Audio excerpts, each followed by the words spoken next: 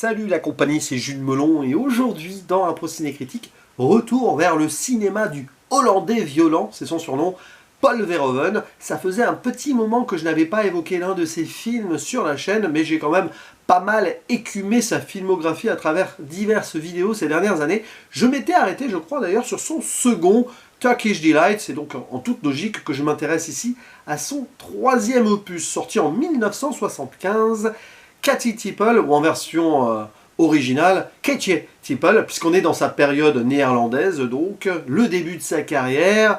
Et à l'époque, il formait un véritable duo dans l'écriture, jusqu'à Black Book, son retour aux Pays-Bas dans les années 2000, avec le scénariste Gerard Soterman, qui vient de nous quitter. Donc c'est un petit hommage aussi indirect que je fais à travers cette humble analyse d'un film que je découvre sur le tard, et dans lequel nous retrouvons au casting le duo de Turkish Delight d'ailleurs, Monique Van de Ven et le cultissime Rutger Hauer, qui sera ensuite connu à Hollywood, notamment dans Blade Runner, pour ne citer que cela, et qui sera 10 ans après dans un autre film de Paul Verhoeven. Je crois que ce sera leur dernière collaboration.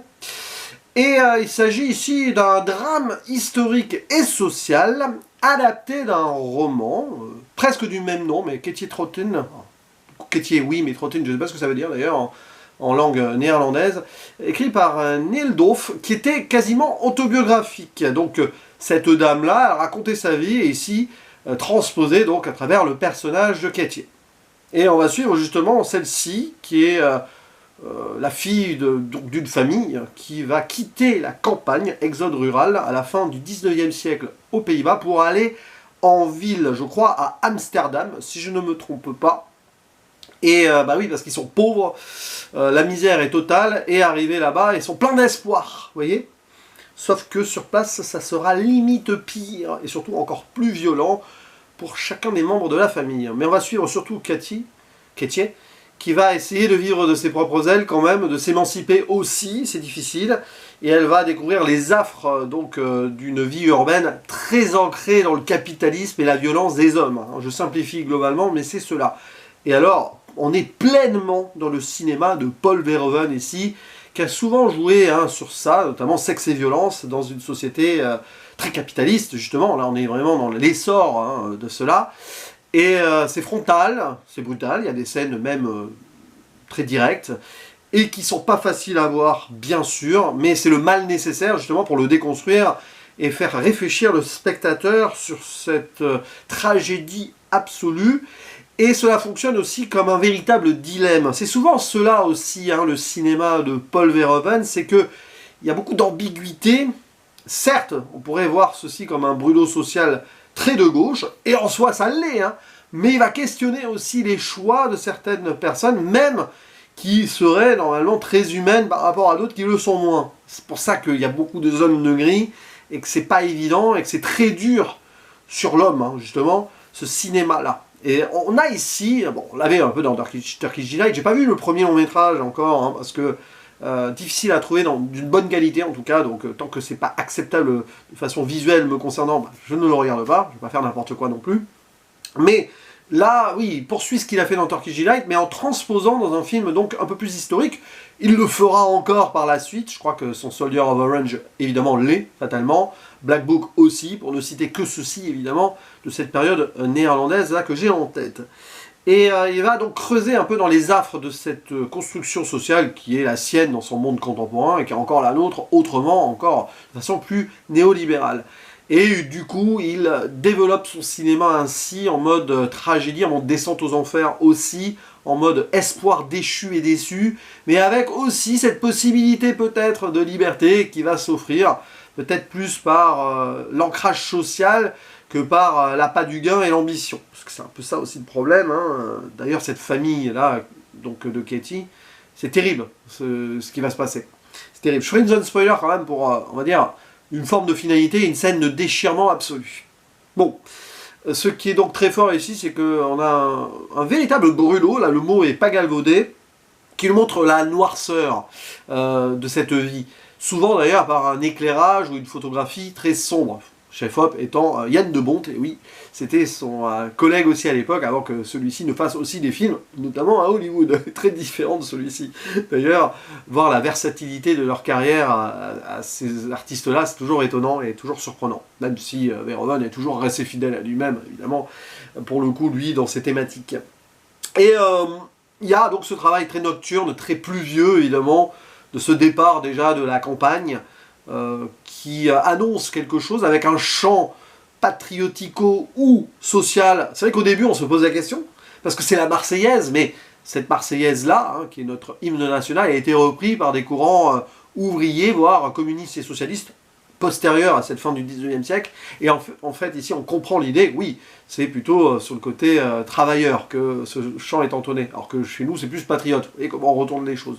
D'ailleurs, à un moment, il y a une baston, entre guillemets, de chant, avec Ketty qui reprend le chant de son père, qu'on entend au début, donc cette idée de Marseillaise, et en face, ses collègues travailleuses un petit peu chippies et gangrénées par le système, qui chantent un truc plutôt royaliste, hein, parce que ça parle d'orange et tout, enfin bon, bah, c'est un chant hollandais patriote, quoi.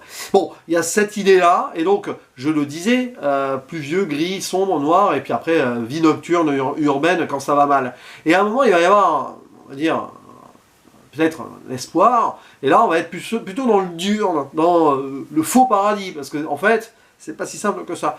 Et donc ce que va subir Ketty au début est d'une violence totale. Donc on est en 1881, la famille s'installe dans une maison très glauque. Alors, il y a tout qui passe, il y a le rat, il y a la première nuit, une inondation parce qu'il pleut de trop, donc on leur a menti probablement sur la marchandise en leur donnant ici l'illusion d'un habitat assez safe, mais pas vraiment en fait. Et derrière, vous avez un homme qui débarque avec du pain et des sous en mode pour les acheter, quoi. Ça fait le marchand d'esclaves. Et là, on est rentré dans la violence du système capitaliste, du système du profit absolu. Et après, ils vont être plus ou moins exploités, avoir plus ou moins des travaux qui les aliènent, évidemment. On a la sœur de Ketty qui s'appelle Mina, je crois, qui est jouée par Anna de Leuve. Pas facile, hein, désolé pour la prononciation néerlandaise.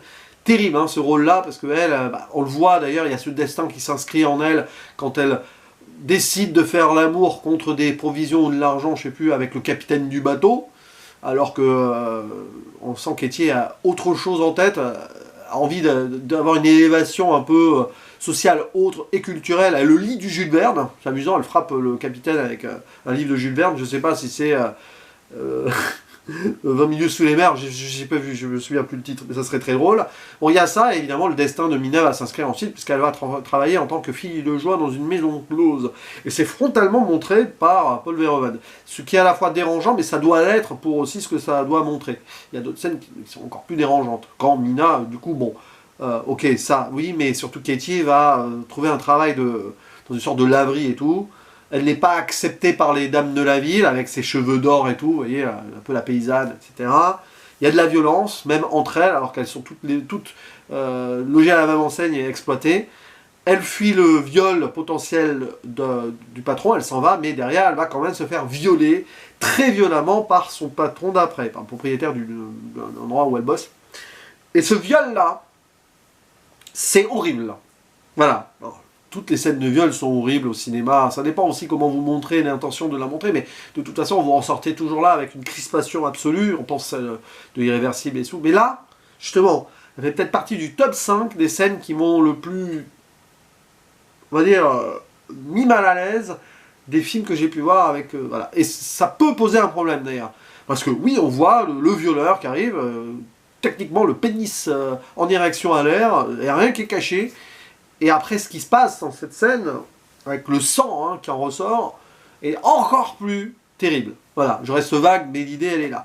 Donc oui, il faut l'encaisser, cette scène. Peut-être trop graphique, trop montré, mais c'était le choix, et ça a souvent été le choix de Paul Verhoeven aussi, qui montrait des scènes graphiques, quelles que soient les thématiques qu'il abordait, hein, Robocop, Starship Troopers, tout ça, quand même, vous voyez. Même Basic Instinct, dans une forme d'édulcoration, certaines scènes, il fallait les montrer quoi, à l'époque dans le cinéma américain. Donc derrière, Ketty va... Après, il y a une déconstruction, mais elle va quand même essayer de s'en sortir grâce au personnage de Rudy Hauer qui apparaît qu'après 1 heure de film, même si on le voit vite fait avant. Et c'est là où elle va rentrer dans la belle vie. Elle va sortir de l'obscurité pour entrer dans le monde dur de bourgeois. Mais à quel prix et avec quelles conséquences? C'est là-dessus que j'évoquerai après une zone spoiler. Pour le reste, évidemment, il y a la confrontation avec la famille. On sent le père un peu violent aussi de toute façon. La mère également. Il va y avoir une scène terrible hein, entre la fille et la mère. Et donc tout ce qui se passe autour de cette idée de propriété où les femmes dans le film sont montrées comme les propriétés des hommes et du système. Et c'est terrible en fait. Et c'est une réalité de l'époque, de la fin du XIXe siècle, hein, probablement, hein, montrée probablement dans le livre déjà, et donc à travers ce film. Et après je rentre dans une zone spoiler quand même, oui je la fais ici, pour que Keiichi va rencontrer Hugo, qui lui promet monts et merveilles. Alors avant il y a un truc très intéressant quand même, c'est qu'elle va rencontrer des militants socialistes. Voilà. Et d'ailleurs elle va être la muse, l'égérie, le modèle d'une peinture qui, on va le dire, hein, plus ou moins singe. Alors je ne sais pas si elle existe vraiment, mais je ne crois pas. C'est une sorte de relecture de La liberté guidant le peuple d'Eugène Delacroix. Elle est là, en mode quasi Marianne hollandaise, hein, je simplifie, mais grosso modo c'est ça. Et il y a une idée, c'est-à-dire que ces personnages reviendront à la fin. Une idée que là, elle est dans l'ancrage militantiste. D'ailleurs, à un moment, elle vole avant de la nourriture, on sent quand même, elle est réprimée, elle va finir dans une sorte de sanatorium, blessée. Là aussi, il y a le viol potentiel, mais on ne le montre pas. Enfin, on sent que de toute façon, même pour être soignée, elle doit vendre son corps. Il y a la religion qui observe en mode presque bienveillante sur cette idée-là, c'est terrible. D'ailleurs, à ce moment-là, vous pensez à Benedetta plus tard, du coup. C'est indirect, hein. Et donc, oui, elle va rencontrer Hugo, mais alors lui, il va la faire rentrer dans le monde bourgeois, l'éduquer et tout, sauf que derrière, il va se servir d'elle pour soutirer de l'argent aux gens, et elle refuse cela. Et lui, il se refuse à elle. Peut-être qu'il l'aurait épousée, mais non, finalement, il dit, je vais épouser une autre dame, en fait. Enfin, c'était peut-être pour le plan dès le début, mais il verrait bien en Keiichi sa maîtresse officielle. Elle refuse cela. Elle refuse d'être exploitée à nouveau, doublement d'ailleurs, même par quelqu'un, chevalier blanc, qui serait moins pire que les gens qu'elle a rencontrés avant. Mais en fait, le moins pire reste le pire tant que tu es dans le système. C'est ce qui est montré. Et au final, elle va rencontrer ce André, là, qui est donc l'un des militants socialistes. Peut-être une histoire d'amour va naître entre les deux, mais là encore, on ne sait pas trop. Parce qu'il vit quand même dans une magnifique maison de campagne, on sent qu'il a hérité de quelque chose, mais il a l'air beaucoup plus humain. Cette idée qu'à un moment il est blessé à la tête, c'est comme ça que le film s'arrête d'ailleurs, elle lui suce le sang, c'est pas en mode vampire, c'est en mode enlever le poison capitaliste peut-être. Mais est-ce que dans ce destin-là, dans cette grande demeure, est-ce que finalement la liberté et l'émancipation totale du système est possible? J'en doute. Il y a cette zone de gris ultime, jusque dans l'arrêt sur image, en noir et blanc d'ailleurs, que Paul Verhoeven décide de faire en mode, certes, j'ai montré le combat d'une femme qui a voulu s'émanciper et tout, mais est-ce que derrière, elle va réussir? Voilà, est-ce qu'elle va, même son esprit indomptable qui est montré dans le film, va-t-il s'en sortir derrière? Zone de gris, on ne sait pas. Il faut dire que pour en arriver là, la pauvre Keiichi, donc déjà elle a subi du viol, de l'aliénation et tout ce que vous voulez, même avec sa famille, il y a eu la rupture. Scène horrible avec la mère, où Keiichi elle-même tombe dans la violence. Voilà, elle bat sa mère, elle tape sa mère, mais bon, échange quoi. Donc, de toute façon, elle est corrompue, elle est empoisonnée elle-même. C'est pour ça qu'à la fin, est-ce qu'elle enlève le poison? Est-ce qu'elle est une forme de vampire? Est-ce qu'elle est déjà vampirisée, lui aussi, là, le André? Il y a ce système-là. Et c'est très Paul Verhoeven, cette idée d'ambiguïté, de dilemme, on ne sait pas trop. Certes, c'est un film militantiste de gauche, hein, je pense. Enfin, très anticapitaliste en tout cas. Mais quand on voit le cinéma de Paul Verhoeven, on n'est pas étonné. Hein. C'est plutôt quelqu'un qui a toujours mis ce système au pilori à travers ses œuvres et en tournant d'ailleurs, même par exemple Starship Troopers, il détourne même le roman de base, hein, qui peut être considéré comme très patriote, militariste, pour en faire un brûlot anti. Et que les gens ont mal perçu d'ailleurs. Même Showgirls, ça a été mal perçu, mais en fait, il retourne l'idée, quoi. Donc, c'est passionnant. Et c'est un film qui est très âpre, dur, frontal, avec des scènes qui le sont, jusqu'au bout, même dans la nudité. Et forcément, c'est toujours choc. Quand vous voyez un film de Paul Verhoeven, vous ne ressortez jamais de là à l'aise et en mode « Oh, c'était sympa, c'était feel good ». Pas du tout. Pas du tout. Je vais faire ma zone spoiler, donc c'est un long métrage à voir. Hein. Katie Tipple, ça fait partie des très bons Paul Verhoeven que j'ai vu dans ma vie, et en fait, 2/3 de sa filmographie, c'est du très bon. Disons-le, que ce soit à Hollywood ou aux Pays-Bas, il a sorti des choses assez étonnantes. Et d'ailleurs, il garde cette constance, même si des fois il doit subir les affres de la production. Une forme de liberté. Voilà, le Hollandais violent, oui, mais libre aussi, d'une certaine manière, ou jouant aussi sur les codes de la production pour y immiscer sa propre liberté. Je parlais un petit peu dans la zone spoiler de ce qu'il a pu faire avec Starship Troopers et tout. C'est quand même étonnant de faire ça, même si ça a été mal compris peut-être, ou mal accepté aussi, Basic Instinct, tout ça, bon, je sais pas. Bon. Mais surtout Starship Troopers, il en a quand même pas mal subi, et Showgirls. Bref, c'est du Paul Verhoeven pur jus, avec ce travail d'équipe, scénariste donc, à qui l'on pense, photographe, chef-op aussi, cette musique lancinante qui est faussement joyeuse, ces faux moments de paradis, jusqu'à un moment de parc avec du Offenbach, là, ouais, c'est après qu'il va y avoir le retournement, sa vie se rappelle à elle, de toute façon, et derrière, le système est là pour, une nouvelle fois, l'aliéner et l'enfermer. C'est pas évident comme film, mais il faut le voir, hein, il faut passer certaines scènes très graphiques et dures, qui peuvent faire arrêter le visionnage à certaines personnes, et je peux comprendre, hein, c'est un peu l'effet Gaspard Noé, mais bon, autrement. Et voilà, c'est très important de découvrir ce cinéma de Paul Verhoeven, aussi par ses premiers films. Ça permet d'encore plus comprendre, avec plus de recul, ce qu'il a pu faire après. Et vous avez une véritable logique derrière. Et puis, bon, je ne vais pas parler de la performance des actrices et acteurs, mais là, c'est surtout Monique Van Deven qui est extraordinaire. Hein. C'est le rôle d'une vie. Et d'ailleurs, elle ne tournera plus avec Paul Verhoeven après. Je ne sais pas si... Voilà, je crois que ça a été compliqué pour elle de faire certaines scènes dans le film. Et pour cause. Et peut-être que derrière, voilà. D'ailleurs, oui, Katie Tipple, je pense à ça, mais Tipple, en gros, en argot néerlandais, ça veut dire tapineuse. Hein. Oui, parce qu'à un moment, elle doit passer par cette case aussi. Terrible. Enfin, oui. Mais le destin sera différent pour elle. Mais quand même. Voilà. Film assez socialiste aussi sur certains thèmes et tout. C'est assez intéressant. Bref, à vous de me dire en commentaire ce que vous avez pensé de ce Katie Tipple. Et on en discute, évidemment. Et bien sûr, on peut ouvrir sur le cinéma de Paul Verhoeven. C'est toujours intéressant d'en parler. Et je vous dis à la prochaine. Ciao!